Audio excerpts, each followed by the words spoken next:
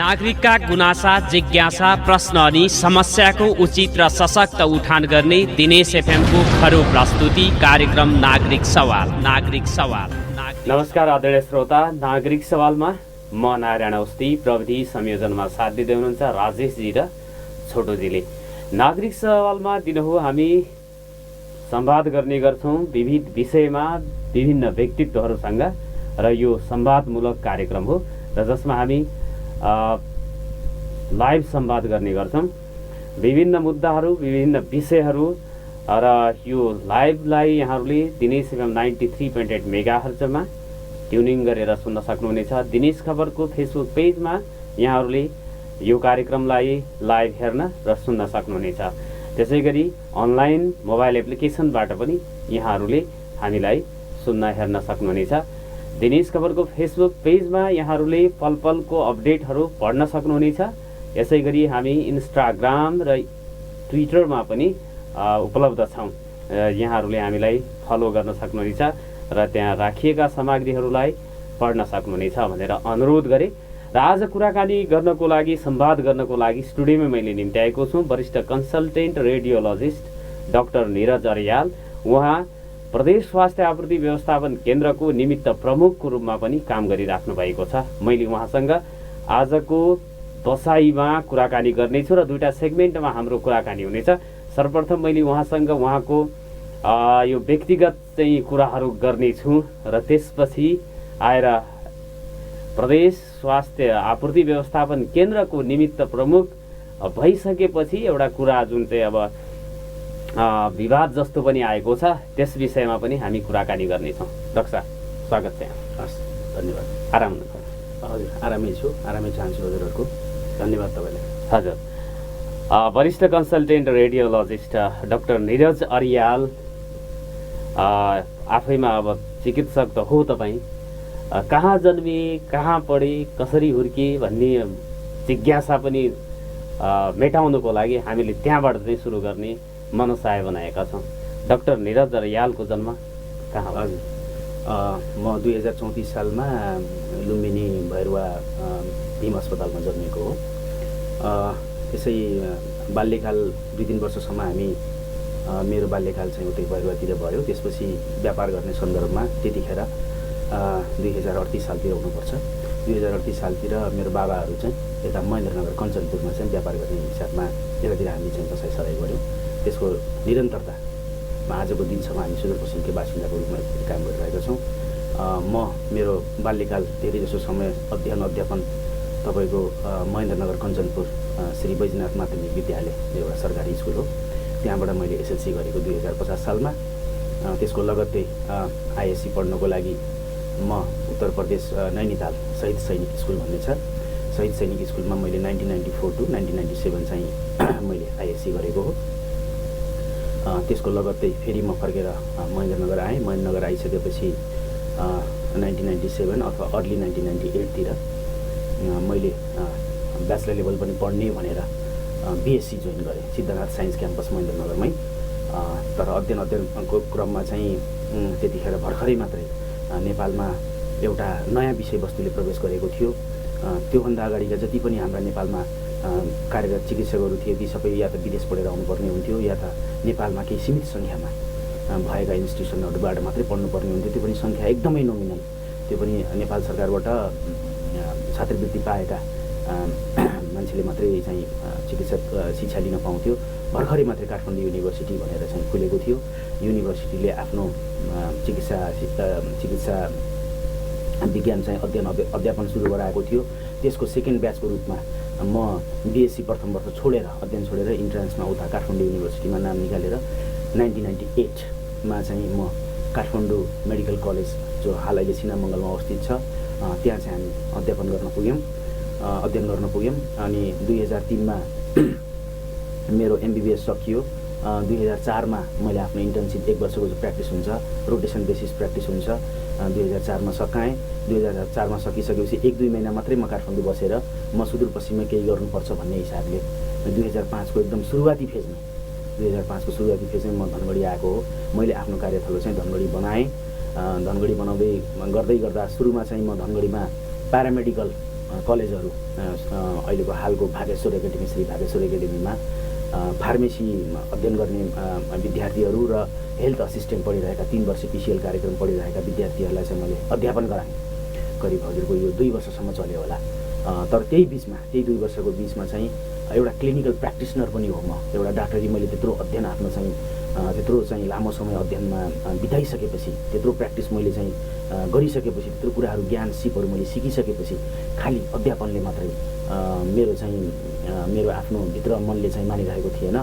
त्यही सन्दर्भमा मैले चाहिँ यस क्षेत्रमा चाहिँ जनतासँग प्रत्यक्ष सरोकार राख्ने स्वास्थ्य सेवालाई चाहिँ केही न केही कुराले चाहिँ अगाडि बढाउनुपर्छ भन्ने हिसाबले मैले यस क्षेत्रकै सुदूरपश्चिम क्षेत्रकै पहिलो निजी स्रोतबाट सञ्चालित मैले अस्पताल पनि सञ्चालनमा ल्याएँ, जसलाई हाल अहिले नवजीवन अस्पताल भनेर चिनिन्छ। त्यो सानो, धेरै नै सानो 2000 तपाईँको 61-62 जतिखेर हाम्रो चाहिँ द्वन्द्वकालकै स्थितिमा थियौँ। त्यतिखेर हामी भर्खरै मात्रै द्वन्द्वकालको स्थितिको सम्झौता हुनेको अन्तिम चरणतिर थियौँ र त्यतिखेर एकदम दुःख कष्ट गरेर कार्यथलो धनगढीलाई बनाएर सुदूरपश्चिममा केही गर्नुपर्छ हिसाबले नै मैले चाहिँ त्यो थालनी गरेको हो, जो हाल अहिले नवजीवन अस्पताल एउटा स्थापित अस्पतालको रूपमा यहाँ सुदूरपश्चिममा चाहिँ एउटा चाहिँ स्थापित भइसकेको छ। त्यसमा प्रत्यक्ष रूपमा 100 जनाभन्दा बढीले चाहिँ प्रत्यक्ष रोजगार पाइरहेका छन् भने दिनहुँ तपाईँको सैकडौँ बिरामीले चाहिँ प्रत्यक्ष उपचारको लाभ लिइरहेका छन्। यसरी मैले क्यारियर सुरु गर्दाखेरि त्यसपछि फेरि MBBS पछि मैले स्नाकोत्तर पनि गर्नुपर्छ भनेर MD गर्नुपर्छ भनेर म चाइनातिर हानिएँ। 2068 सालमा चाइनातिर हानिसकेपछि मैले आफ्नो 3 वर्ष अध्ययन रेडियो डायग्नोसिस, मेरो विषयलाई रेडियो डायग्नोसिस भनिन्छ पुरारूप, जसलाई रेडियोलोजी भनेर आम जनमानसले चिन्नुहुन्छ।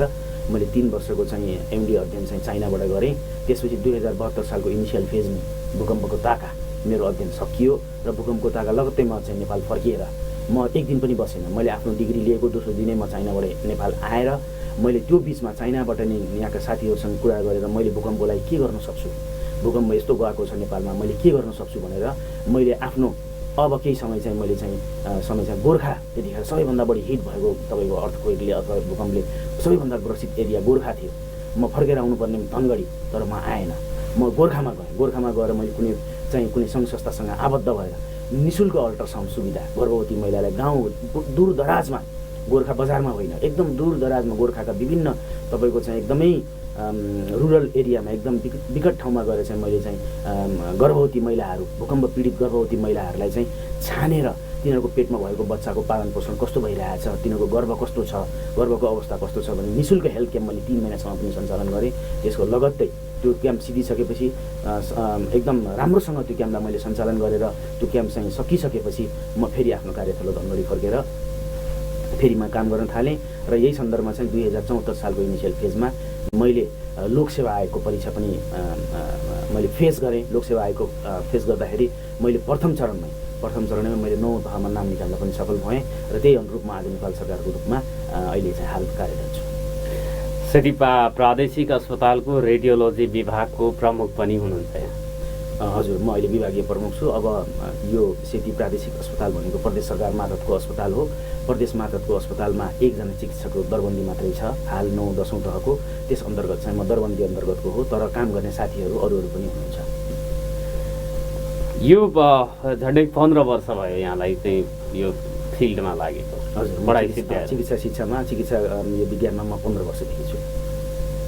15 वर्षको चाहिँ अनुभवले ठिकै ठाउँ ठिकै पेसा रोजेछु जस्तो लागेको छ। एकदम म भित्रीबाटै खुसी छु। म जनतासँग प्रत्यक्ष चाहिँ सरोकारसँग म चाहिँ टच पनि राख्छु। म धेरै बिरामीहरूसँग दिनहुँ भेट्छु, धेरै मान्छेहरूलाई म दिन्छु, समाजका विभिन्न प्रकारका मान्छेहरूसँग मैले भेट्छु, उतार चढावहरू मैले देखेको छु। स्वास्थ्यमा म तपाईँलाई जानकारी गराउन चाहन्छु। जतिखेर म चाहिँ धनगढी 2061-62मा आएको थिएँ, सेती अस्पताल मात्रै एउटा चाहिँ कहलिएको अस्पताल थियो यो क्षेत्रमा। अरू अस्पतालहरू एकदमै तपाईँको चिकित्सकविहीन, कुनै चाहिँ उपचारमा चाहिँ खासै त्यस्तो ठुलो उपलब्धि नभएको, जनताहरूलाई दूरदराज टाढाबाट चाहिँ खालि सेती अस्पताल मात्रै आउनुपर्ने बाध्यता थियो। अनि त्यतिखेर हेर्नुहुन्छ भने पनि 2061-62मा चिकित्सकको दरबन्दी एकदमै न्यून थियो। त्यो दरबन्दी अन्तर्गत पनि भएका दरबन्दी सिटहरू फुलफिल थिएनन् सेती अस्पतालमा। धेरै कम चिकित्सकहरूले काम गर्नुहुन्थ्यो। महामारीहरू त्यस्तै आउँथ्यो। त्यतिखेर मलेरिया, तपाईँको जापानिज बी इन्सेफ्लाइटिसले एकदम महामारीको रूप लिन्थ्यो। त्यतिखेर भ्याक्सिनहरू आइसकेका थिएनन्। जापानिज बी इन्सेफ्लाइटिसले कैयन तपाईँको चाहिँ जिन्दगी आँखै अगाडि, मेरै आँखा अगाडि चाहिँ जिन्दगीहरू लिएको मैले आफ्नो आँखाले देखाएको छु। यो अनुभव सेती अस्पतालले धेरै नराम्रोसँग भोगेको मैले देखाएको छु। 61-62 थुप्रै मृत्युहरू हुन्थ्यो जापानिज बी इन्सेफ्लाइटिसले, तर अहिले त फड्को मारिसकेको छ। जापानिज बी इन्सेफ्लाइटिसको त अहिले हाम्रो भ्याक्सिन पनि आइसकेको छ। भन्दै गर्दा मैले तपाईँलाई के भन्न खोजेको भने जनताको स्वास्थ्यसँग जनताको जीवनसँग प्रत्यक्ष सरोकार राख्ने विषयसँग म आबद्ध हुन पाउँदा म भित्र हृदयदेखि नै खुसी छु। अझै त्यसैमाथि मैले आफ्नो बाल्यकाल पुरै बिताएको ठाउँ, मैले अध्ययन गरेको ठाउँ र फेरि फर्केर म फेरि यही ठाउँमा आएर सुदूरपश्चिमको जनताहरूको सेवा गर्न पाउँदाखेरि म भित्रबानबाट म एकदम खुसी छु। आदरणीय श्रोता, हामी कुराकानी गरिराखेका छौँ वरिष्ठ कन्सल्टेन्ट रेडियोलोजिस्ट डाक्टर नीरज अर्यालसँग। उहाँ प्रदेश स्वास्थ्य आपूर्ति व्यवस्थापन केन्द्रको निमित्त प्रमुख पनि हुनुहुन्छ। वरिष्ठ कन्सल्टेन्ट रेडियोलोजिस्ट डाक्टर नीरज अर्यालसँग निमित्त प्रमुख हुनुहुन्छ प्रदेश स्वास्थ्य आपूर्ति व्यवस्थापन केन्द्र धनगढीमा रहेको छ, जुन सामाजिक विकास मन्त्रालय अन्तर्गतको एउटा अफिस हो। र यसले चाहिँ प्रदेश स्वास्थ्य आपूर्ति व्यवस्थापन केन्द्रले प्रदेशभरिमा चाहिने औषधि स्वास्थ्य सामग्रीहरूको आपूर्ति गर्ने काम गर्छ सरकारी तौरबाट, र त्यसको निमित्त प्रमुखको जिम्मेवारी डाक्टर नीरज अर्यालले असोज 27 गते पाउनुभयो मन्त्री स्तरीय निर्णयबाट। र मङ्सिर 14 गते तपाईँको नियुक्तिका विरुद्धमा त्योभन्दा अगाडि चाहिँ निमित्त प्रमुख, उहाँले त प्रमुख नै हो भन्ने कुरा भन्दै हुनुहुन्थ्यो मेरो प्रोग्राममा नै, तर निमित्त पनि भनिएको मैले देखेँ। उहाँले मङ्सिर 14 गते सो निर्णयका विरुद्ध चाहिँ उच्च अदालतमा रिट दायर गर्नुभएको छ। त्यसपछि सम्भवतः डाक्टर अवस्थीकै पक्षमा फैसला भए जस्तो देखिन्छ। अब त्यो तपाईँहरूलाई त्यसको चाहिँ अब पूर्ण पाठ आएको नआएको तपाईँहरूलाई जानकारी होला।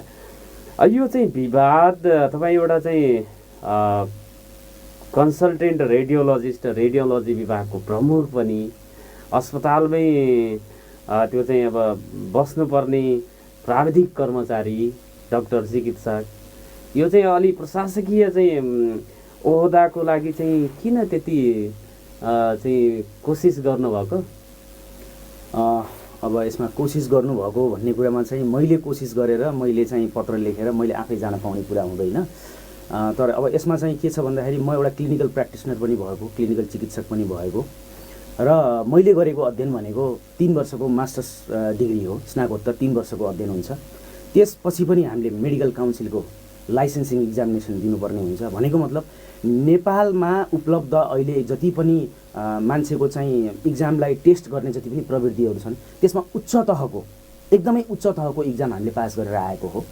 नेपाल सरकारको मान्यता प्राप्त मेडिकल काउन्सिलको लाइसेन्सिङ इक्जामिनेसन हामी पास गरेर एउटा चाहिँ स्नातकोत्तरको एउटा टाइम फ्रेम एउटा तोकेको सरकारले मापदण्ड 3 वर्षको मापदण्ड हामीले 36 महिने करिकुलम पास गरेर आएको हामी स्नातकोत्तर गरेको हामी चिकित्सकहरू हो। यसबाट तपाईँ के बुझ्नुहोस् भने हामी चिकित्सकहरूले लामो समय अध्ययन अध्यापनमा हामीले बिताएका छौँ, क्लिनिकल प्र्याक्टिसनरहरूले। म यो कुरा भन्न चाहँदैन तपाईँलाई, MBBS गरेको 5 वर्षको डाक्टरले एउटा 12 महिने 14 महिने घरबाट तालिम लिएर अनलाइन क्लास गरेर, कम्प्युटरको आधारमा अनलाइनबाट क्लास गरेर कुनै मास्टर्स डिग्री लिन्छ र त्यसलाई हाम्रो MD MS सँग दाग्न खोज्छ भने म त्यो कुरासँग सहमत हुन सक्दिनँ। किन? 3 वर्षको अध्ययन अध्यापनको क्रममा हामीले तीन पटक मात्र होइन 10औं पटक हामीले परीक्षाहरू दिनुपर्ने हुन्छ, सेमेस्टर वाइज हामीले परीक्षाहरू दिनुपर्ने हुन्छ, युनिभर्सिटीको इक्जाम दिनुपर्ने हुन्छ, फाइनल चरण हामीले पार गर्नुपर्ने हुन्छ। आइसकेपछि पनि मेडिकल काउन्सिलको एउटा चाहिँ सार्वजनिक हामीले परीक्षा दिनुपर्ने हुन्छ। त्यस्तो खाले नियमन अरू कुनै विषयमा तपाईँले चाहिँ कम्प्युटरबाट लिने अनलाइन क्लासहरू अथवा चाहिँ सर्ट ड्युरेसनका 12 महिना 15 महिना 18 महिने त्यो मास्टर्स डिग्रीहरूमा चाहिँ छैन, नेपालमा त्यो प्रावधान छैन। यसबाट मैले तपाईँलाई के जोड्न खोजेको भने अध्ययन अध्यापनको क्रममा MD MS गरेका डाक्टर कुनै पनि औदा कुनै पनि अरू व्यक्तिभन्दा कम छैनन्। अर्को कुरा यहाँले भन्नुभयो, म एउटा सरकारी चिकित्सक पनि भएको नाताले म सरकारी चिकित्सक सङ्घ भन्ने हाम्रो एउटा साझा सङ्गठन पनि छ। सरकारी सेवामा आबद्ध भएका चिकित्सकहरूको एउटा साझा सङ्गठन छ जसलाई सरकारी चिकित्सक सङ्घ भन्छन्। गोदान हो त्यसको पुरानो। गोदानको म एउटा एक्टिभिस्ट पनि हो। 2074-75 मा हामीले जतिखेर यो समायोजनको मुद्दा आएको थियो देश संहितामा जाने बेलामा, त्यतिखेर केही त्रुटिहरू सङ्घीय सरकारबाट भएको एउटा सरकारी चिकित्सक सङ्घको चाहिँ एउटा आकलन थियो। त्यसमा मैले एउटा प्रमुख जिम्मेवारी, त्यो आन्दोलनमा चाहिँ प्रमुख जिम्मेवारी मैले चाहिँ एउटा निर्वाह गरेको। त्यो मैले आन्दोलन मैले आफ्नो लागि गरे होइन, त्यो एउटा हाम्रो साझा सङ्गठनको लागि गरे हो। हाम्रा चिकित्सकहरू गाउँ गाउँ दूरदराजमा जान्छन्, सहरका ठुला अस्पतालमा काम गर्छन्, ठुला विशेषज्ञ अस्पतालमा गएर काम गरिरहेका छन्। आजको दिनमा तपाईँ हेर्नुहुन्छ भने सेती अस्पतालमा कसले सेवा दिइरहेछ, महाकाली अस्पतालमा कसले सेवा दिइरहेछ, सबै क्लिनिकल प्र्याक्टिसनरहरू हुन्। त्यो घरबाट कम्प्युटरबाट बसेर गरेको चाहिँ 12 महिना 15 मिनटले त्यहाँ गएर प्र्याक्टिस गर्दैन। अवस्थी सर, विशेषज्ञ चिकित्सकले पढ्नुपर्छ, आफ्नो हात तिखार्नुपर्छ, परीक्षा दिएर अगाडि आउनुपर्ने हुन्छ। भनेको मतलब मैले तपाईँलाई जोड्न खोजेको विषय भनेको मतलब तपाईँले कसरी चाहिँ चिकित्सकहरू चाहिँ प्रशासनिक नलेजमा अगाडि आउन सक्दैनन् अथवा प्रशासनिक काममा अगाडि आउन सक्दैनन् भन्नुहुन्छ। यहाँको दक्षता, यहाँको विज्ञता त अस्पतालभित्रै रहेर जुन विभागमा चाहिँ तपाईँ प्रमुख हुनुहुन्छ त्यही विभागमा चाहिँ त्यसलाई अझ प्रभावकारी ढङ्गले चाहिँ उपचार दिन, सेवा दिन तपाईँले खटिनुपर्नेमा यो अब एउटा चाहिँ अब प्रशासकीय उसमा यो प्रदेश स्वास्थ्य आपूर्ति व्यवस्थापन केन्द्रको निमित्त प्रमुख हुन लालयित नै भएको, जस्तो कि तपाईँको सेवा समूह पनि नमिल्दो रहेछ, हेल्थ इन्सपेक्सनको चाहिँ त्यहाँ चाहिँ जनशक्ति आवश्यक पर्ने, तपाईँको चाहिँ रेडियोलोजी भयो, त्यसपछि तह पनि नमिल्दो रहेछ, 11औं तह 10औं त्यस्तो हुनुपर्ने, यहाँको त्यो तह पनि नमिलेको अवस्थामा सेती प्रादेशिक अस्पतालमा त अझ सेवा सुविधाहरू थपिँदैछन्, त्यो भइराखेको छ। अझ त्यसलाई उच्चतम तहमा पुर्याउनु त तपाईँको योगदान त्यहाँनिर चाहिँ अझ राम्रो हुन्थ्यो यहाँभन्दा नि भन्ने प्रश्नमा अब चाहिँ सेवा समूह तह पनि नमिल्ने ठाउँमा गएर एउटा विवाद चाहिँ को बिचमा त आउनुभयो नि। यहाँ पनि मेरो सेवा समूह मिल्दैन, अरूलाई पनि प्रस्ताव गरिएको रहेछ, उहाँहरूले भने, तर तपाईँले नमिल्दा निमिल्दै पनि म सक्छु भनेर चाहिँ त्यो आत्मविश्वास नै एउटा कुरा भयो। तर तपाईँको आत्मविश्वासका कारणले जस्तो त्यो चाहिँ यो प्रदेश स्वास्थ्य यो निजामती कर्मचारी सर्व तथा पदस्थापन कार्यविधि 2077कै उल्लङ्घन भएको भन्ने कुरा पनि आयो। यो अब नियम विधि प्रक्रियालाई मिचेर म जादिनँ चाहिँ किन नभन्नुभएको? यसो हुन्छ, राज्यले दिएको जिम्मेवारीबाट कुनै पनि सरकारी कर्मचारी पछाडि हट्नु हुँदैन।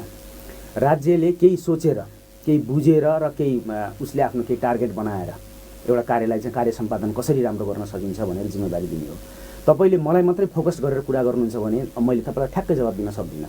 तर नेपाल अधिराज्यभरिको ट्रेन्ड हेर्नुहुन्छ, अन्य सरकारी कार्यालयहरूको ट्रेन्ड हेर्नुहुन्छ भने पद अनुसारको, समूह अनुसारको, योग्यता अनुसारका व्यक्तिहरू सबै सरकारी कार्यालयमा छैनन्।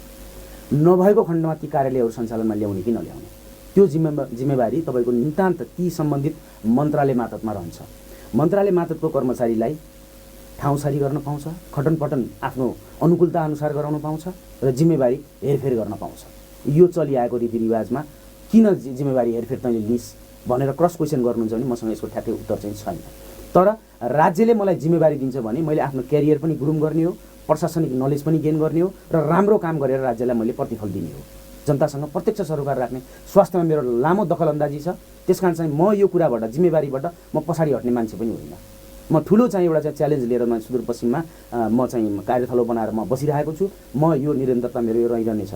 विषय जोड्नुभयो, मेरो क्लिनिकल दक्षताको आधारमा मैले समायोजन भएर 2076 श्रावणमा समायोजन बढाएको मेरो दरबन्दी सेती प्रादेशिक अस्पतालमा कन्सल्टेन्ट रेडियोलोजिस्टको रूपमा हो। मैले 15 महिना निरन्तर सेवा दिएको छु र यही 15 महिनाको अन्तरालमा तपाईँले गएर हेर्न सक्नुहुन्छ हाम्रो विभागमा, रेडियोलोजी विभागमा धेरै सुधारहरू आएका छन्। व्यवस्थित हिसाबले अल्ट्रासाउन्डहरू भइरहेका छन्, सङ्ख्याहरू बढेका छन्, बिरामीहरूले प्रत्यक्ष सुविधा पाइरहेका छन्। अहिले हेर्नुहुन्छ भने आजको दिनमा 3 जना रेडियोलोजिस्ट हाम्रो विभागमा काम गर्नुहुन्छ। म आउनुभन्दा अगाडिसम्म 1 जना मात्रै रेडियोलोजिस्ट, उहाँलाई चाहिँ भ्याइ नभ्याइ थियो, एकदम अप्ठ्यारो परिस्थितिमा हुनुहुन्थ्यो। कहिले व्यक्तिलाई पनि पर्छ नि, डाक्टर पो बिरामी हुँदैन, डाक्टर पनि बिरामी हुन्छ, कहिले घरबारमा केही कामहरू पर्छ, केही परिवारका केही समस्याहरू आउँछन्, अनुपस्थिति हुँदा विभाग नै तपाईँको चाहिँ प्यारालाइज्ड हुने स्थिति थियो भने आज त्यो स्थिति छैन। आज म लगायत अन्य 3 जना मेरा साथीहरू त्यो विभागमा काम गरिराख्नु भएको छ। 4 जना हामी रेडियोलोजिस्ट भइसक्यौँ र यही 15 महिनाको अन्तरालमा सुदूरपश्चिमको एउटा ड्रिम प्रोजेक्ट सिटी स्क्यान 128 स्लाइसको सिटी स्क्यानलाई हामीले भित्राउने चाहिँ अन्तिम चरणमा हामी पुगिसकेका छौँ, जसको टेन्डर भइसक्यो, ठेका भइसक्यो, आशय पत्र निक्लेर सहमतिमा गएर एग्रिमेन्ट भएर अब चाहिँ भेन्डरले अथवा सप्लायरले तपाईँको सिटी स्क्यान दिने बेला भएको छ। अब त्यो सिटी स्क्यान कसरी सञ्चालन गर्ने भन्ने कुरा हाम्रो आन्तरिक गृह कार्य पनि भइरहेको छ। हामी निरन्तर सम्पर्कमा छौँ। अस्पतालसँग मेरो राम्रो कोर्डिनेसन छ। मेरो दरबन्दी अहिले पनि सेती अस्पतालमा हो। मन्त्रालयले, म मन्त्रालय मातहतको कर्मचारी भएको हुनाले मन्त्रालयले मलाई फर्केर तपाईँ जानुहोस्, सेती अस्पतालमा गएर तपाईँ सेवा दिनुहोस् भने पनि म आज नै जान तयार छु, अहिले नै जान तयार छु। तर राज्यले दिएको जिम्मेवारी म मन्त्रालयको कर्मचारी आफू खुसी मैले गर्न पाउँदैन, मैले लिएर मैले पत्र आफै साइन गरेर म कुनै कार्यालयमा सरुवा बढुवा हुन पाउँदैन। अवस्था सर, मलाई दिएको जिम्मेवारी हो, त्यो जिम्मेवारीबाट म हटेको होइन। र मैले अघि तपाईँलाई के विषयवस्तु जोडाइछु भने सरकारी चिकित्सक सङ्घले उठाएको एउटा ठुलो आन्दोलनको रूपमा यो विषय पनि प्रवेश पाएको थियो। प्रशासनिक काममा कुनै पनि हालतमा हाम्रा सरकारी चिकित्सकहरू कम छैनन्, राम्रो दखल अन्दाजी राख्दछन्। ती प्रशासनिक कामलाई सफल तरिकाले कुशल तरिकाले निर्वाह गर्न हाम्रा सरकारी चिकित्सकहरू नेपाल अधिराज्यभरि कुनै पनि जिम्मेवारी दिनुहोस्, स्वास्थ्यको निकायको कुनै पनि जिम्मेवारी दिनुहोस्, उनीहरू सफल तरिकाले चलाउन चाहिँ सफल छन्, सक्षम छन्। आजको दिनमा तपाईँले सङ्घीय मन्त्रालय केन्द्र मन्त्रालयको पनि हेर्नुहुन्छ भने प्रवक्ता गुणस्तर हेर्ने चिकित्सक, तपाईँको चाहिँ स्वास्थ्य सेवा विभागको चाहिँ तपाईँको चाहिँ डिजी पनि चिकित्सक लगायत अन्य सबै चिकित्सकले गरिरहेका छन् भने तपाईँ कसरी भन्न सक्नुहुन्छ प्रशासनिक नलेजमा चाहिँ चिकित्सकहरूको दखल अन्दाजी हुँदैन भनेर? त्यसकारण यी कुराहरूलाई चाहिँ तपाईँले उठाइदिनु भयो, मलाई ठिकै लाग्छ। तर एउटा कुरा म के पनि यहाँ जोड्न चाहन्छु भने मैले बारम्बार तपाईँलाई के भनिरहेको छु भने म सेती प्रादेशिक अस्पतालको चिकित्सक हो।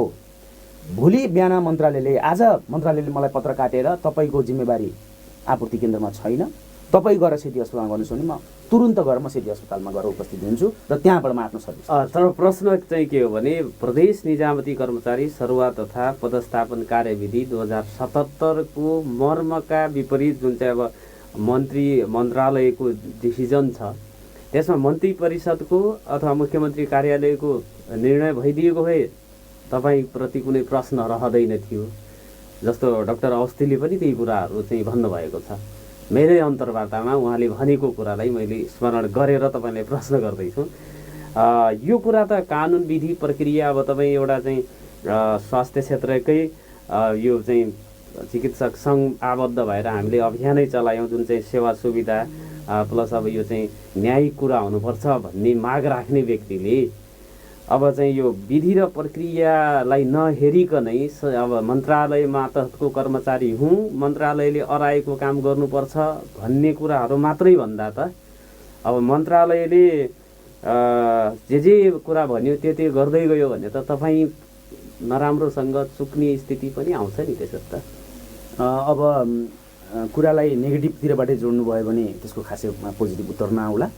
यहाँले उठाइदिनु भएको छ एउटा विषय, कर्मचारी सरुवा बढुवा अथवा कार्यविधि 2077 मन्त्री परिषदबाट अथवा मुख्यमन्त्री कार्यालयबाट एउटा भएको कार्यविधिलाई किन फलो गर्नु भएन भन्ने कुरा। यसमा के लेखिया होला भने सर, तपाईँलाई यसभित्रका गलत पाठहरू पढाइएका छन्। यसमा के लेखिया होला भने कर्मचारीको सरुवा बढुवा पदस्थापना समूह अनुसारको व्यक्तिलाई कुनै ठाउँमा तपाईँले स्थापित गर्नु पर्यो अथवा पदस्थापना गर्नु पर्यो भने यो कार्यविधि फलो गर्ने भन्या हो। यसमा तपाईँको थप जिम्मेवारी दिन, निमित्त तोक्न यो नितान्त सम्बन्धित मन्त्रालयको मातहतभित्र पर्दछ। मन्त्रालयले आफ्नो मातहतका कार्यालय सरकारी कार्यालयहरूलाई सञ्चालन गर्नको लागि निमित्त प्रमुखको जिम्मेवारी अथवा अर्को व्यवस्थापन नहुनेजेलसम्म थप जिम्मेवारी दिनको लागि कुनै पनि समयमा आफ्नो अनुकूलता अनुसार गराउन सक्छ। यो सरुवा होइन, यो बढुवा पनि होइन। मेरो अहिलेको प्रदेश आपूर्ति केन्द्रको थप जिम्मेवारी मात्रै हो। पदस्थापना त हो, पदस्थापना होइन। यसलाई पदस्थापना भन्दैनन्। पदस्थापना हुनुको लागि त मेरो दरबन्दी हुनु पर्यो, जो कुरा हजुरले उठाइसक्नु भएको छ। त्यहाँ 11औं तहको हेल्थ इन्सपेक्सन समूहको व्यक्ति हुनुपर्छ भन्नुभयो। यदि म त्यो भित्रको भएको भए अरू ठाउँबाट ल्याएर त्यहाँ राख्नु पर्यो भने मेरो पदस्थापना हुन्थ्यो। मेरो पदस्थापना सेती प्रादेशिक अस्पतालमा भइसकेको छ। म त्यही सेती प्रादेशिक अस्पताल अन्तर्गतको दरबन्दीको चिकित्सक हो। मेरो पदस्थापना पनि सेती अस्पतालमा हो। तर सेती अस्पतालमा काम गर्दै गर्दा काजको रूपमा थप जिम्मेवारी दिएर अर्को व्यवस्थापन नहुनेजेलसम्म आर्थिक र प्रशासनिक कामलाई कुशलतापूर्वक निर्वाह गर्न भनेर मलाई मन्त्रालयले आदेश दिएको, त्यही आदेश अनुरूप म आज काम गरिरहेको छु। तर चाहिँ अब यो सरुवा तथा पदस्थापन प्रदेश सरकारले गर्नेछ।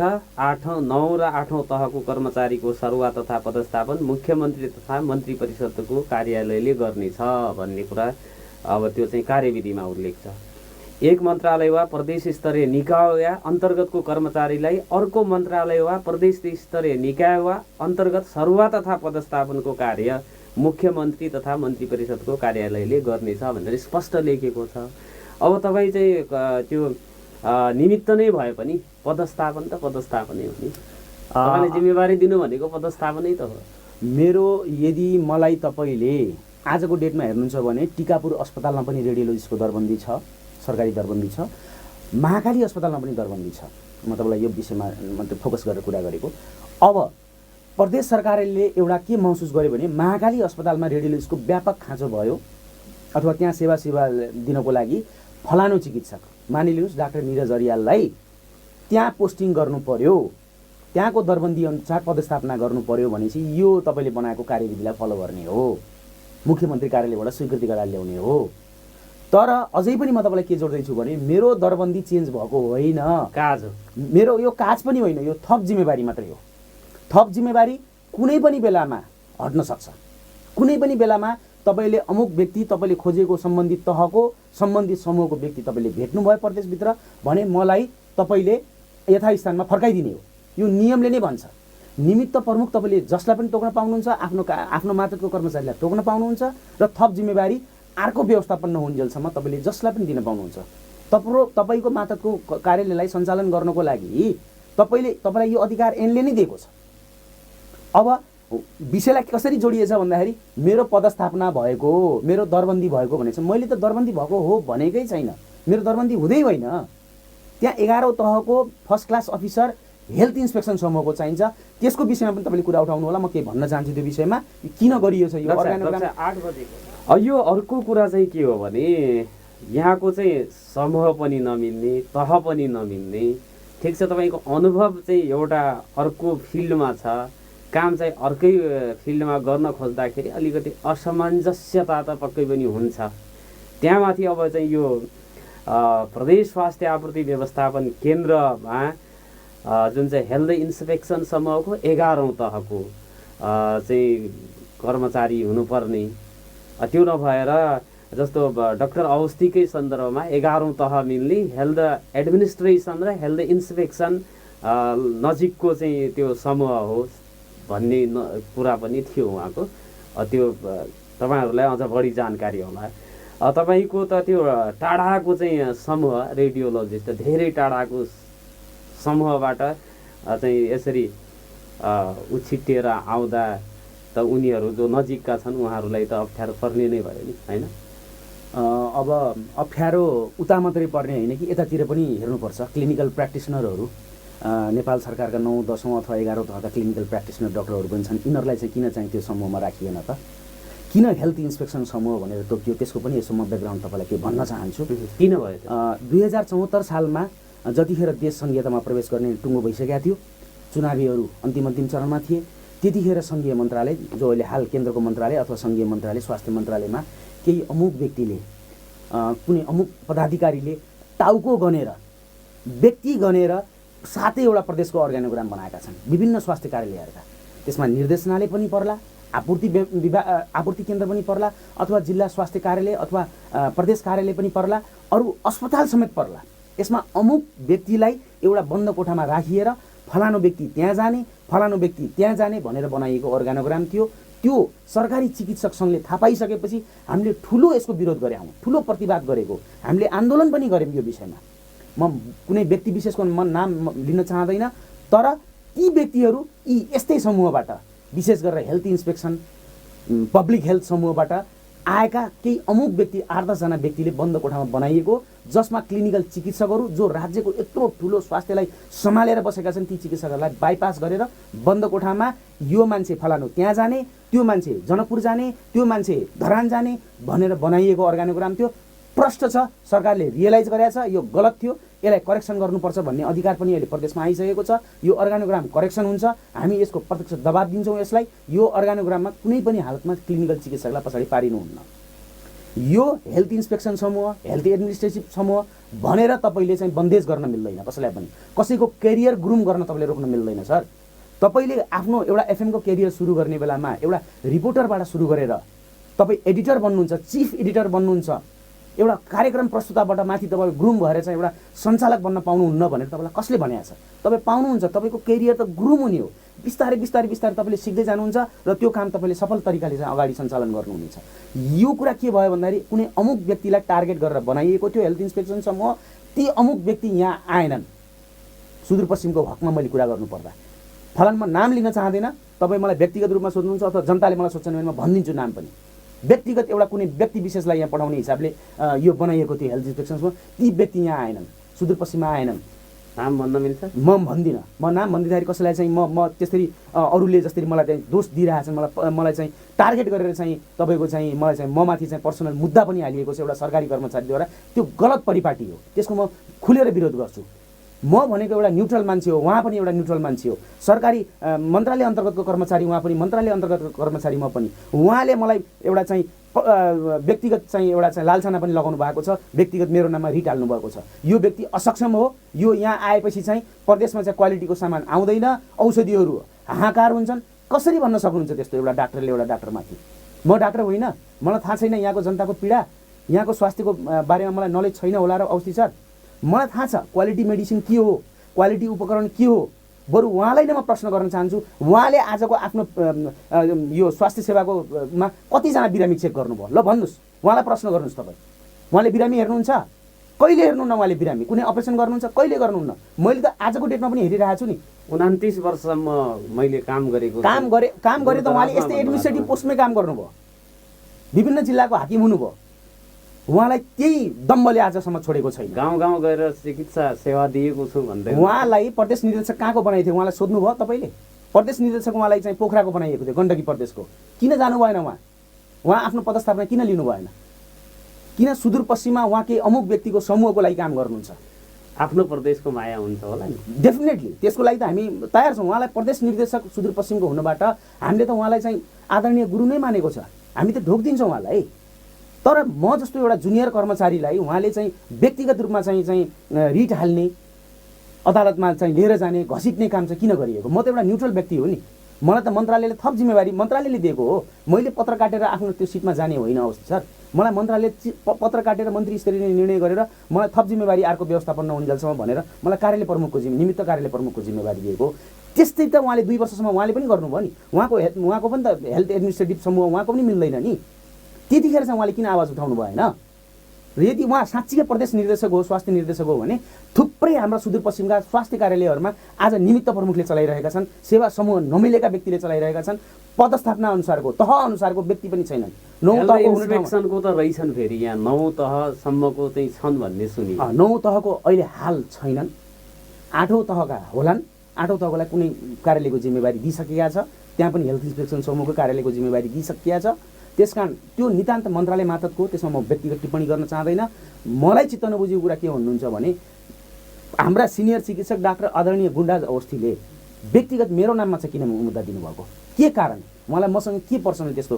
म उहाँको छोराको उमेरको मान्छे, उहाँले मसँग के पर्सनल त्यस्तो रिसिभी राख्नु भएको छ? के छ उहाँको भनाइ? म क्लिनिकल प्र्याक्टिसनर होइन, मलाई एडमिनिस्ट्रेटिभ नलेज हुन सक्दैन भन्ने उहाँको भनाइ हो कि के हो? त्यसमा उहाँसँग म प्रत्यक्ष कुरा पनि गरौँला कुनै दिन यदि मिल्यो भने। र म अर्को कुरा के जोड्न चाहन्छु भने अवस्थी सर, तपाईँको पनि घरमा छोराछोरी होला, तपाईँले एउटा व्यापार व्यवसाय गर्नुहुन्छ, एउटा कुनै पेसा तपाईँले अँगाल्नु भएको छ, तपाईँलाई लाग्छ मेरो यो पेसा यो व्यापार मेरो छोराछोरीहरूले पनि कन्टिन्यू गरून् अथवा यसलाई चाहिँ अझै बढाएर लिएर जानु, अझै व्यवस्थित ढङ्गले चलाउनु भन्ने तपाईँ चाहनुहुन्छ कि चाहनुहुन्न? हो, त्यो उहाँबाट हामीले एक्सपेक्ट गर्ने हो। उहाँ यत्रो लामो समय 29-30 वर्षको उहाँले इक्जाम्पल दिइराख्नु भएको छ कि अन्य कर्मचारी आएर त्यो ह्यान्डओभर भोलि बिहान लिने कि नलिने? उहाँ रिटायर भएपछि स्वास्थ्य निर्देशक अर्को हुने कि नहुने? कि जिन्दगीभर उहाँले नै ठेका लिने हो स्वास्थ्य निर्देशक हुने? रिटायरमेन्टपछि पनि उहाँले नै ठेका लिने हो र? आउलान् नि त कर्मचारी ग्रुम भएर आउलान् नि। भोलि बिहान मै निर्देशक बन्न सक्छु कि सक्दिनँ? मन्त्रालयले चाह्यो भने मलाई निर्देशक बनाउन सक्ने कि नसक्ने? यदि समूहको व्यक्ति आएन भने के त्यसलाई प्रमुखविहीन बनाइदिने? ती कार्य सम्पादन नगर्ने, कार्यपालिका ठप्प गराइदिने? सो बुझ्नुहोस् न, यसो गहिराई बुझ्नुहोस् न। निमित्त प्रमुख भएर जिम्मेवारी तपाईँ थप जिम्मेवारी दिन पाउनुहुन्छ। यदि अमुक तपाईँको समूह आयो, मिल्यो, व्यक्ति आयो भने म राम्रोसँग मैले बहिर्गमन पनि हुनुपर्छ। यसमा कुनै दुई मतै छैन। म जान तयार छु, सम्मानित अदालतको आदेश पनि म मान्छु। तर व्यक्तिगत कुरामा चाहिँ उहाँले चाहिँ जो मलाई दोष लगाउनु भएको छ त्यसमा मेरो एकदम टीका टिप्पणीहरू छन्। उहाँसँग म कुनै दिन व्यक्तिगत पनि कुरा गरौँला। र हामी क्लिनिकल चिकित्सकहरू कुनै पनि हालतमा प्रशासनिक नलेजबाट पछाडि हट्दैनौँ। हामीले प्रशासनिक पोस्ट पाउनुपर्छ, प्रशासनिक नलेज हामीमा पर्याप्त छ, हामी चलाउन सक्छौँ। कुनै पनि स्वास्थ्य कार्यालय, कुनै पनि अस्पताल, कुनै पनि निर्देशनालय, स्वास्थ्य निर्देशनालय हामी हाँक्न सक्षम छौँ। एउटा डाक्टरले डाक्टरमाथि यसरी औँला उठाउने होइन, डाक्टरले डाक्टरलाई सहयोग गर्ने। अहिले यो कोरोना कहरको बेलामा उहाँ एउटा जिम्मेवार पोस्टमा बसेको मान्छेले अदालतमा मेटर लिएर जाने हो? यो तपाईँलाई के लाग्छ? यो विवादले त जस्तो कोरोना कहरकै बिचमा धेरै उपकरणहरू खरिद गर्नुपर्ने छ होला, त्यो योजना यो चाहिँ प्रदेश सरकारको छ होला, स्वास्थ्य आपत्ति व्यवस्थापन केन्द्रले अगाडि बढाइराखेको छ होला। यो विवादले गर्दाखेरि त त्यो समग्र चाहिँ त्यो तपाईँहरूको आपूर्ति प्रणालीमै त्यो चेनमै समस्या पर्ला नि। मन्त्रालय मातहतका अन्य थुप्रै कर्मचारी पनि होलान्। अमुक कुनै व्यक्ति डाक्टर निरज अर्याल भोलि बिहान त्यहाँबाट बहिर्गमन हुनु परेको खण्डमा मन्त्रालयले त्यसको विकल्प पक्कै पनि खोज्ला। मन्त्रालय प्यारालाइज हुँदैन, प्यारालाइज हुनु पनि हुँदैन। यस्तो आपूर्ति जस्तो एउटा चाहिँ संवेदनशील कार्यालयलाई टार्गेट गरेर कुनै व्यक्ति अमुक व्यक्तिलाई टार्गेट गरेर मुद्दा हालिएर जस्तो प्यारालाइज बनाउनु खोजिएको छ, एउटा प्रदेश निर्देशकको हैसियतले त्यो गर्न नमिल्ने हो। किन उहाँ आफू त्यहाँ बस्दा कहिले एउटा समूहको कुरा गर्नु भएन, उहाँको समूह पनि मिल्दैन। एउटा उहाँको दरबन्दी प्रदेश निर्देशनालय स्वास्थ्य निर्देशनालयमा हो जसको कार्यालय डोटी दिपायलमा छ। आपूर्ति केन्द्र तपाईँको धनगढीमा छ जसको तपाईँको यात्राको डिस्टेन्स चाहिँ तपाईँ गाडीबाट गर्नुहुन्छ नि 6 देखि 7 घन्टा लाग्छ। त्यो त आपूर्ति केन्द्र पनि दिपायलमै हुनुपर्ने हो। प्रदेश स्तरीयका चाहिँ अफिसहरू दिपायलमा स्थापना गर्ने भन्ने त प्रदेश सरकारकै निर्णय हो भन्दै हुनुहुन्थ्यो उहाँले। अब निर्णय हो होइन यो तपाईँले यो प्रश्न प्रदेश सरकारसँग गर्दा अथवा मुख्यमन्त्री कार्यालयमा गर्दा अलिक बेटर होला अवस्था छ। म के हो भन्दाखेरि जुन जिम्मेवारी मलाई दिएको छ त्यसलाई उचित तरिकाले सम्पादन गर्ने, कार्य सम्पादन गर्ने मेरो जिम्मेवारी हो। मैले गएर विवाद खडा गरेर डोटीमा त्यो कार्यालय किन, धनगढीमा यो कार्यालय किन भन्ने कुरा मलाई सुहाउँदैन। त्यो कुरा गर्नु पनि हुँदैन। जे छ यसलाई अहिले चाहिँ स्पिडअप गरौँ, चलाउँ, यसलाई राम्रोसँग चाहिँ तपाईँको चाहिँ सञ्चालनमा ल्याउँ। विभिन्न बखाडाहरू झिक्नको लागि तपाईँसँग धेरै थुप्रै विषयहरू छन्। अहिले कोरोनाको बेलामा त हामी लागेका छौँ त। डाक्टर अवस्थीले कतिजना बिरामी हेर्नुभयो कोरोनाको बेलामा? उहाँलाई एकचोटि फोन गरेर सोधिदिनुहोस् न हजुरले। मैले त हिजो असोज 29 गतेभन्दा अगाडिसम्म सरकारी सेती कार्यालयमा सैकडौँ कोरोना लागेका गर्भवती महिलालाई हेरिसकेँ। थुप्रै बिरामीहरू मैले जाँच गरिसकेँ।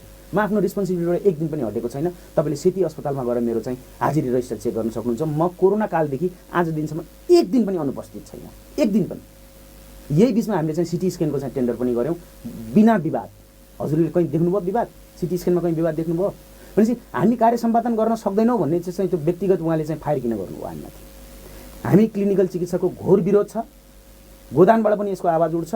एडमिनिस्ट्रेटिभ समूहमा हामी कुनै पनि हालतमा पछाडि छैनौँ। प्रशासनिक नलेज हामीमा कुटकुटिएर भरिएको छ। हामी त्यसलाई राम्रोसँग सम्पादन गर्न सक्छौँ। राज्यले दिएको जिम्मेवारीबाट हामी पछाडि आउँदैनौँ। तर चाहिँ अब जुनियरले सिनियरलाई पाखा लगाउन त मिल्दैन होला नि।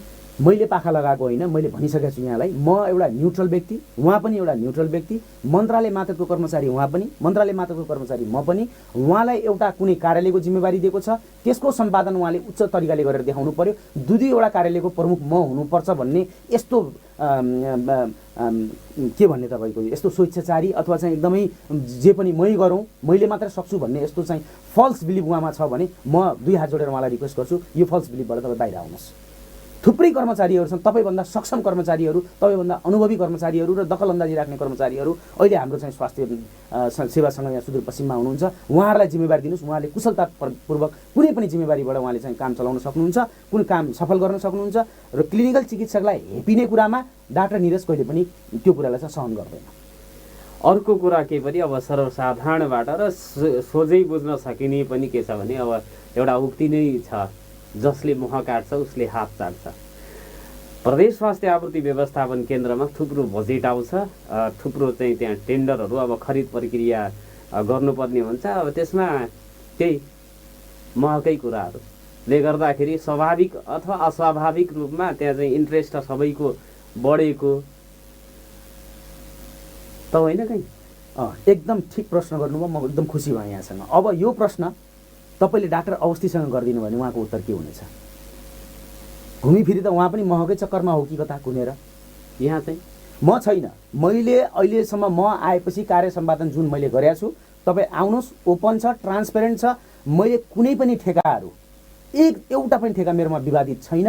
मैले प्राविधिक कुराहरूलाई मूल्याङ्कन गरेर, डकुमेन्टहरू राम्रोसँग मूल्याङ्कन गरेर नेपाल सरकारको, प्रदेश सरकारको, राज्यको ढुकुटीलाई कुनै पनि असर नगर्ने गरेर सार्वजनिक खरिद ऐन अन्तर्गत रहेर सबै डकुमेन्ट पुगेका, प्राविधिक कुराले सफल भएका ती टेन्डरहरूलाई मात्रै मैले चाहिँ पास गराएको छु। मैले कुनै पनि विवादित टेन्डरमा अहिलेसम्म साइन गरेको छैन। मैले हाइएस्ट बिडिङ गरेर पुरै चाहिँ तपाईँको चाहिँ प्रदेशको चाहिँ बजेट दोहन गर्ने, राज्यको चाहिँ पैसा सकाउने खेलमा म कहिले पनि लाग्ने पनि छैन, म लागेको पनि छैन। हाम्रो सार्वजनिक खरिद ऐन अन्तर्गतका जे बुदाहरूलाई चाहिँ फोकस गरेर काम गर भनेको छ त्यही अनुसारमा आजको डेटसम्म काम गरिरहेको छु र म यो निरन्तरता दिनेछु। म जुन कार्यालयमा जाउँला, सिटीमा जाउँला म यही गर्नेछु, अथवा अरू कार्यालयमा होला म यही नै गर्नेछु। मलाई मह चाट्नुपर्ने केही पनि छैन सर। मेरो आफ्नै एउटा व्यक्तिगत लगानीका पहिलेदेखिका मेरो सरकार सेवामा प्रवेश गर्नुभन्दा अगाडिका मेरा 2-3वटा संस्थाहरू छन्, मैले यो गर्नुपर्ने केही पनि छैन। यो प्रश्न डाक्टर अवस्थीलाई गर्नुहोस्, उहाँले किन मरिहत्या गर्नुभएको छ यहाँ फर्केर आउनको लागि, यो प्रश्न गर्नुहोस् न। 7-8 महिना रिटायरमेन्ट हुन बाँकी छ, उहाँले बारम्बार यसरी चाहिँ व्यक्तिगतलाई मुद्दा हाल्ने, एउटा प्रदेश निर्देशक जस्तो ठाउँमा पुगिसकेको मान्छेले आफ्नो जुनियर कर्मचारीलाई व्यक्तिगत रूपमा मुद्दा हाल्ने, उहाँले असक्षम भन्ने, मलाई गुणस्तरहीन औषधि आउँछ, गुणस्तरहीन उपकरण खरिद हुन्छ अब भन्ने कसरी भन्नुहुन्छ उहाँले? उपकरण उहाँले चलाउनुहुन्छ कि मैले चलाउँछु? उहाँलाई सोध्नुहोस् त, एकचोटि मेरो टेबलमा ल्याएर कुरा गराइदिनुहोस् त, उहाँले कुन उपकरण चलाउनु भएको छ? उहाँले अल्ट्रासाउन्ड तालिमहरू गराउँदै हिँडिराख्नु भएको छ गाउँमा, अल्ट्रासाउन्ड तालिम कसले दिइरहेको छ उहाँलाई सोध्नुहोस् त एकचोटि। अल्ट्रासाउन्ड तालिम गराउन रेडियोलोजिस्ट चाहिँदैन? अल्ट्रासाउन्डको यो विशेषज्ञ त रेडियोलोजिस्ट होला नि सर, कसले तालिम गराइरहेको छ? त्यसरी तालिम गर्नु पर्ने मान्छे अब अफिसमा बस्नुभयो, अब उहाँले त जानै पर्यो त। त्यो होइन, उहाँको ट्रेन्ड सुरुदेखि नै हामी यहाँ रेडियोलोजिस्ट नआउनेदेखि नै उहाँको ट्रेन्डै यही थियो। उहाँले चाहिँ अब कुनै व्यक्ति एउटा समूहलाई लिएर हिँड्नुहुन्छ, त्यो समूह बाहेक बाहिरै आउनुहुन्न, उहाँ बिरामी हेर्नुहुन्न, उहाँले ठुला ठुला कुरा गर्नुहुन्छ। मह चाट्ने त उहाँ हो, म होइन सर। सार्वजनिक कार्यक्रममा कर्मचारी भेला गरेर प्रदेश सरकारको अगेन्स्टमा चाहिँ उहाँले चाहिँ कर्मचारीलाई उठाउने, सार्वजनिक रूपमै चाहिँ कर्मचारीहरूलाई भड्काउने काम गर्नुभएको छ। अनेकन उदाहरणहरू हामीसँग आइसकेका छन् आजको डेटमा। 7-8 महिनापछि उहाँ रिटायर्ड हुने होइन, उहाँको पनि त छोराछोरीहरू डाक्टर पढिरहेछन्, डाक्टर भइसके। उहाँको केरियर गुरुङ गर्नु पर्ला कि नपर्ला, कि उहाँहरूलाई सधैँभरि मेडिकल अफिसरै बनाएर राख्ने उहाँ छोराछोरीहरूलाई? उहाँले जानु पर्ला नि, उहाँहरू पनि माथि दक्ष हुनु पर्ला नि, दक्ष व्यक्ति हुनु पर्ला नि त। 7-8 महिनापछि उहाँको के हुने हिस्ट्री, उहाँले पनि त्यो कुरा भन्नु पर्यो। व्यक्तिगत रूपमा डाक्टर निरजलाई उहाँले चाहिँ मुद्दा मामलामा मिसाउनु भएको छ, असक्षम भन्नुभएको छ। त्यसको त मैले प्रतिवाद गर्नै पर्छ अस्ति सर। मैले प्रतिवाद गरेन भने त यो त राणा शासनभन्दा पनि बढी भयो। उहाँले धनगढीको कार्यालय पनि मैले सञ्चालन गर्न पाउनुपर्छ, दिपालको कार्यालय पनि मैले सञ्चालन गर्न पाउनुपर्छ, यहाँको निर्देशक पनि मै हो, पोलिसी जति मैले बनाउने, अरूलाई लिँदै नलिने। कोरोना कालमा कतिचोटि धनगढीको सिटी प्रादेशिक अस्पतालमा हुनु, उहाँलाई सोध्नुहोस् न फोन गरेर। कतिजना डाक्टरलाई, क्लिनिकल डाक्टरलाई भेट्नुभयो, कतिजना मेडिसिनका डाक्टरलाई भेट्नुभयो, जहाँ कोभिड अस्पतालमा खोजेका कतिजना मेडिकल अधिकृतसँग उहाँले मुलाकात गर्नुभयो, भेट गर्नुभयो? सोध्नुहोस्, डाक्टरलाई सोध्नुहोस्। म तपाईँलाई लिस्ट दिइदिन्छु, आज हाम्रो सिटी अस्पतालको डाक्टरको फोन नम्बर सब लिस्ट गर्छु, उहाँलाई सोध्नुहोस् डाक्टर अवस्थीसँग यो कोरोना कालमा चाहिँ तपाईँसँग कतिचोटि भेट भयो? एक दिन कुनै अस्पतालमा छिर्नु भएको छैन उहाँ। ठुल्ठुला भाषण गरेर मात्रै हुन्छ, समूह एउटा व्यक्तिगत समूहलाई लिएर खालि चाहिँ पब्लिक हेल्थ भनेर मात्रै हुन्छ। डाक्टरहरू, क्लिनिकल डाक्टरहरू कुनै पनि हालतमा छैन। यो पब्लिक हेल्थको चाहिँ यो एकल काटे निर्णयमा हाम्रो चाहिँ कुनै पनि हालतमा चाहिँ समर्थन रहँदैन। यसमा पूर्ण रूपमा हामी विरोध गरिनेछ। म 10औं तहको कर्मचारी हो, म भन्दा माथि यो प्रदेशमा स्वास्थ्यमा काम गर्ने 2 जना आदरणीय कर्मचारीहरू हुनुहुन्छ, उहाँलाई म सम्मान गर्छु। डाक्टर हेमराज पाण्डे जो अहिले हाल सेती प्रादेशिक अस्पतालमा मेसी हुनुहुन्छ, र डाक्टर गुणराज अवस्थी जो अहिले प्रदेश निर्देशक हो। डाक्टर पाण्डेको धेरै लामो केरियर अझै पनि बाँकी छ, उहाँलाई हामी सम्मान गर्छौँ, उहाँ हाम्रो आदरणीय गुरु हो। त्यस्तै गरेर डाक्टर गुणराज अवस्थी हो। तर उहाँले मलाई व्यक्तिगत चाहिँ मुद्दामा मामलामा ल्याउनु भएको छ। म न्युट्रल व्यक्ति हो, मन्त्रालयले मलाई तानेर कुनै पनि कार्यालयमा खटनपटन गराउन सक्छ, थप जिम्मेवारी दिन सक्छ, अनि त्यो जिम्मेवारी म गर्दैन भनेर चाहिँ म पछाडि हट्ने म व्यक्ति पनि त होइन नि अवस्थी सर। अनि यो यस्तो पनि भनिन्छ, सेती प्रादेशिक अस्पतालमा मेसु हुन खोज्दै हुनुहुन्थ्यो, त्यहाँ असफल भइसकेपछि अनि यो स्वास्थ्य आपूर्ति व्यवस्थापन केन्द्रको चाहिँ निमित्त प्रमुख हुन मरिहत्या गर्यो भन्ने आरोप छ नि तपाईँलाई? यो आरोप लगाउने पनि डाक्टर गुणराज अवस्थी नै हो। यस्ता यी चाहिँ कपोकल्पित कुराहरू निकाल्ने, विवाद खडा गर्ने, पत्रिकाहरूमा चाहिँ नेगेटिभ भाइब्सहरू फैलाउने, जर्नलिजममा नेगेटिभ भाइब्सहरू फैलाउने, जनताको चाहिँ मनोबल अथवा चाहिँ कर्मचारीको मनोबल खस्काउने काम गर्नुहुन्छ उहाँले। यो एकदम नराम्रो। म कहिले पनि म मेसु भन्छु भनेर कहिले पनि कुनै ठाउँमा पनि मैले भनेको पनि छैन, म भन्ने पनि छैन। सामाजिक विकास मन्त्रालयले मेसु बनाउन पनि तपाईँले नै खोज्ने, अनि यो निमित्त प्रमुख बनाउन पनि तपाईँले नै खोज्ने, यो भनेपछि तपाईँले चाहिँ अब त्यो त्यसरी अब प्रयोग हुनको लागि सहज भइदिनु त भएन? म कसैको लागि प्रयोग, म यसम्यान पनि होइन, म कसैको लागि एकदम त्यहाँ गएर चाहिँ उनीहरूकै लागि मैले काम गर्ने, म समूहको लागि पनि काम गर्ने व्यक्ति पनि होइन। मेरो अहिले आपूर्ति केन्द्रबाट भएका कार्य सम्पादनहरू तपाईँहरू आउनुहोस्, म तपाईँलाई स्वागत गर्छु। कुनै पनि व्यक्ति मका आउन सक्नुहुन्छ, कुनै पनि पत्रकार साथीहरू आउन सक्नुहुन्छ, अथवा कुनै पनि यस्तो जिम्मेवार निकाय मका आउन सक्नुहुन्छ। म ट्रान्सपेरेन्ट रूपमा तपाईँलाई डकुमेन्ट देखाइदिन्छु। मैले कुनै समूहको लागि काम गरेको छैन, मैले राज्यको लागि काम गर्ने हो, जनतासँग प्रत्यक्ष सरोकार राख्ने विषयसँग मैले चाहिँ डिल गर्ने हो, र उहाँहरूलाई स्वास्थ्य सेवा सहज तरिकाले मैले प्रदान गर्ने हो। भेन्टिलेटरको कुरा गर्नुहुन्छ भने म एउटा विषय जोड्न चाहन्छु। भेन्टिलेटर कुनै यो कोरोना कहरमा भेन्टिलेटर पर्चेस भयो, भेन्टिलेटर पर्चेस भइसकेपछि भेन्टिलेटर कसरी चल्छ भन्ने कुरा पनि प्रमुख हुन्छ अवस्थी सर। त्यसमा अक्सिजन सप्लाई चाहिन्छ, अक्सिजन छैन हाम्रो गाउँ दूरदराजमा। सिलिन्डर बोकेर तपाईँले भेन्टिलेटर चलाउन सक्नुहुन्न। सिलिन्डर तपाईँले तल तराईबाट लिएर जाने अनि बाजुरामा गएर चाहिँ सिलिन्डर राखेर चाहिँ भेन्टिलेटर चल्दैन, अछाममा त्यसरी चल्दैन। म आएपछि त्यो भेन्टिलेटर म आउनुभन्दा अगाडिको चाहिँ खरिद भइसकेको विषयलाई त्यसलाई राज्यको ठुलो लगानी त्यहाँ भइसकेको छ, त्यो कुनै पनि हालतमा सञ्चालनमा आउनुपर्छ भनेर मैले अक्सिजन प्लान्टको बारेमा चाहिँ मुख्यमन्त्री कार्यालयसँग यो विषयवस्तुलाई उठान गरिसकेपछि अहिले त्यताबाट ग्रिन सिग्नल आएको छ, यसको अध्ययन गर्नुहोस्, हामी अक्सिजन प्लान्ट लिने, दूरदराजका अस्पतालमा जिल्ला अस्पतालमा हामीले अक्सिजन प्लान्ट दिने, भेन्टिलेटर सञ्चालन गर्ने अथवा अक्सिजनबाट हुन सक्ने सम्पूर्ण सेवाहरू ती अस्पतालमा नरोकियोन् भन्ने हिसाबले अहिले काम अगाडि बढिरहेको छ। कामहरू राम्रा कामहरू आपूर्ति केन्द्रबाट अगाडि बढेका छन्, कुनै विवाद कहीँ पनि छैन। तर यो बखेडा बिचमा अनावश्यक एउटा सरकारी कर्मचारीलाई दुःख दिने यो बखेडा मात्रै हो। यसमा अघि तपाईँले उठाइदिनुहुन्छ महँगै विषयलाई नै जोडेर तपाईँले उहाँलाई पनि क्रस क्वेसन गर्न सक्नुहुन्छ। भनेपछि तपाईँ आइसकेपछि जो चाहिँ खरिद प्रक्रियाहरू जो टेन्डरहरू हुन्छ त्यसमा जस्तो आशय पत्र नै कुनै अमुक व्यक्तिलाई फर्मलाई पर्ने गरिकन संशोधन गर्ने कुराहरू अनि त्यो खरिद गरिएका चाहिँ टेन्डरहरू विवादमा आउने गुन्जाइसहरू केही नराखिकन तपाईँ काम गर्न प्रतिबद्ध हुनुहुन्छ? प्रतिबद्ध मात्रै होइन, म 1000% यसमा म प्रतिबद्ध छु। मेरो पनि परिवार छन्, मेरो पनि बच्चा छ, मेरो ती बच्चाहरूलाई कुनै प्रकारको दाग नलागोस्। मेरो केरियर धेरै लामो छ अवस्थी छ, अझै सरकारी सेवामा मात्रै मेरो अझै 18 वर्ष बाँकी छ। म यस्तो सानो काम गर्छु होला, म 10औं तहको कर्मचारी, 18 वर्ष अझै मेरो केरियर बाँकी छ, म पनि त फर्स्ट क्लास अफिसर हुन्छु होला आजभोलि, डेफिनेटली हुन्छु होला। केरियर मेरो ग्रुम हुँदै गएपछि म सचिवसम्म पनि हुन सक्ने मान्छेलाई उहाँले यसरी चाहिँ आफ्नो एउटा जुनियर कर्मचारीलाई यसरी चाहिँ व्यक्तिगत रिसिभीको आधारमा प्रतिशोध साट्ने हिसाबले र मैले मह चाट्न पाएन भन्ने चाहिँ उहाँको चाहिँ एउटा चाहिँ पर्सनल सोचले उहाँले चाहिँ मुद्दा हाल्नुभएको, नभए यो मुद्दामा कुनै पनि दम छैन। तपाईँ अध्ययन गर्नुहोस् न, हेल्थ इन्सपेक्सन समूहको त उहाँ पनि होइन नि सर, हेल्थ इन्सपेक्सन समूहको म पनि होइन। तर एउटा डाक्टरले त्यो पोस्टमा आफू बस्दाखेरि चाहिँ कहिले समूहको कुरा नउठाउने, उहाँलाई चाहिँ त्यहाँबाट थप जिम्मेवारी नै हो उहाँको पनि, कुनै उहाँको सरुवा बढुवा भएको होइन, त्यहाँ पदस्थापना पनि होइन उहाँको। पदस्थापना इन्सपेक्सनको विकल्प चाहिँ एडमिनिस्ट्रेसन होइन, त्यहीको त म त्यही भन्दैछु। क्लिनिकल चिकित्सकलाई किन नै, एडमिनिस्ट्रेटिभलाई र हेल्थ इन्सपेक्सन समूहलाई मात्रै किन सर? 9 तह 10औं तहका क्लिनिकल चिकित्सक पनि छन्, 11 तहका क्लिनिकल चिकित्सक पनि छन्, तिनलाई किन समूहमा चाहिँ रोकियो भन्दाखेरि मैले 2074 सालको तपाईँलाई जो इक्जाम्पल दिएँ, जो अर्गानोग्राम बनाउने बेला सङ्गठन संरचना बनाउने बेलामा यो माथिबाट चाहिँ त्रुटि भएको छ, यसलाई करेक्सन गराउनुपर्छ भन्ने आवाज पनि हामीले अहिले उठाएका छौँ। यसमा क्लिनिकल चिकित्सकलाई कहीँ पनि बन्देज गरिनुहुन्न।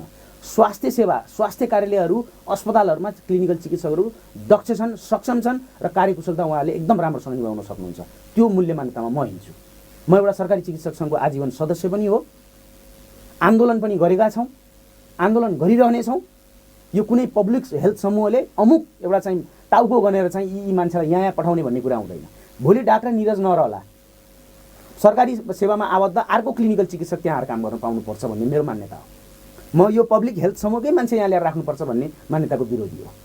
पब्लिक हेल्थ समूहले पनि काम गर्न पाउँछ, क्लिनिकल चिकित्सकले पनि काम गर्न। कर्मचारी भनेको राज्यको तपाईँहरू अब राष्ट्र सेवकहरू, नागरिकको चाहिँ सेवा गर्ने मान्छे हो, तर यो तपाईँहरू अलिकति राजनीति सेवी बढी राज्य सेवी कम भएर चाहिँ यो सबै विवादहरू आएको त होइन कहीँ? अवश्य सर, अब यसो छ, राजनीति सेवी भनेर मात्रै पनि होइन, राज्यको सेवा नै गरिरहेछौँ, जनताको सेवा नै गरिरहेछौँ। मनाङको जिल्ला अस्पतालमा को छ, महाकाली उपप्रादेशिक अस्पतालमा को छ, डडेलधुरा अस्पतालमा को छ, त्यहाँ डाक्टर नै छन्, डाक्टरले नै सेवा दिइरहेका छन्, क्लिनिकल चिकित्सकले नै सेवा दिइरहेका छन्। तपाईँले कुनै एउटा व्यक्ति विशेषलाई लिएर एउटा ठुलो समूहलाई चाहिँ यस्तो प्रश्न नगरिदिनु होला भन्ने मेरो रिक्वेस्ट छ हजुरलाई। डाक्टरहरू सक्षम छन्, डाक्टरहरूले आफ्नो जिम्मेवारी राम्रोसँग निभाएका छन्, म तिनीहरूलाई सलाम गर्न चाहन्छु। यस्तो कोरोना कहरको बेलामा विदेशमा हेर्नुहुन्छ, युरोपियन कन्ट्रीमा थुप्रै क्याजुअल्टीहरू भए, थुप्रै मृत्युदर एकदमै हाई भयो।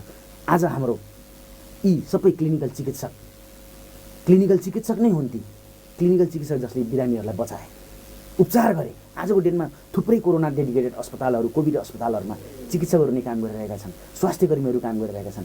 त्यहाँ भनिदिनुहोस् न, यहाँले पब्लिक हेल्थ समूह गएर गइदिनुहोस्, जाँचिदिनुहोस् बिरामी। यस्ता हाम्रा निर्देशकज्यूलाई भनिदिनुहोस् न, गएर आला लगाएर बिरामी हेरिदिनुहोस्, त्यहाँ गएर कोरोनाको अस्पतालभित्र छिरिदिनुहोस्, लगाएर चाहिँ एकचोटि आला लगाएर हेरिदिनुहोस् डाक्टर साहब। उहाँ पनि त डाक्टर हो नि त, एमबिबिएस त गर्नुभएको छ नि उहाँले पनि। मास्टर्स इन पब्लिक हेल्थ गरिसकेपछि एमपिएस भन्दा ठुलो डिग्री केही छैन भन्ने यो डाक्टर कस्तो फल्स बिलिभ हो यो। एमडी एमएस त हामीले गरे हो, 3 वर्षको अध्ययन हो, युनिभर्सिटी अन्तर्गतको अध्ययन हो, मेडिकल काउन्सिलको इक्जाम दिएर हामी पास गरेर आएका छौँ। हामी कसरी कम भयौँ? यो अमुक समूहलाई बनाइएको अर्गानोग्राम थियो, सङ्गठन संरचना त्रुटिपूर्ण छ, देशव्यापी विरोध छ, केन्द्रमा झन् ठुलो विरोध छ।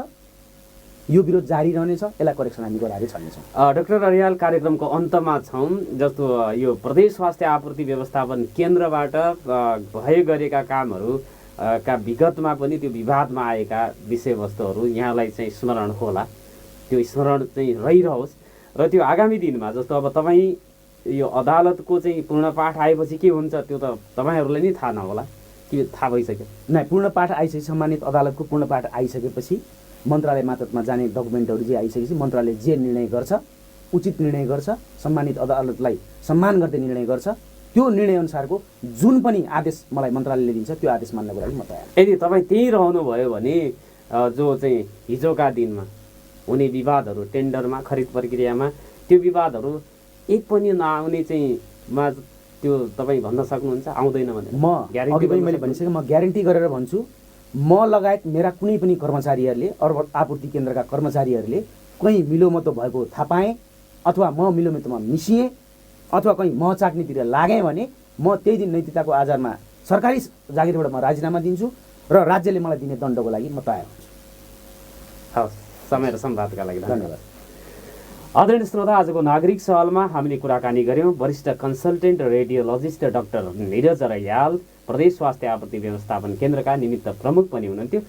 हामीलाई समय दिनुभएकोमा डाक्टर साहबलाई हार्दिक धन्यवाद दिन चाहन्छु र सुनेर हामीलाई चाहिँ समय दिनुभएकोमा तपाईँहरू श्रोताहरूलाई पनि धन्यवाद दिँदै बिदा माग्छु। नमस्कार, शुभ दिन।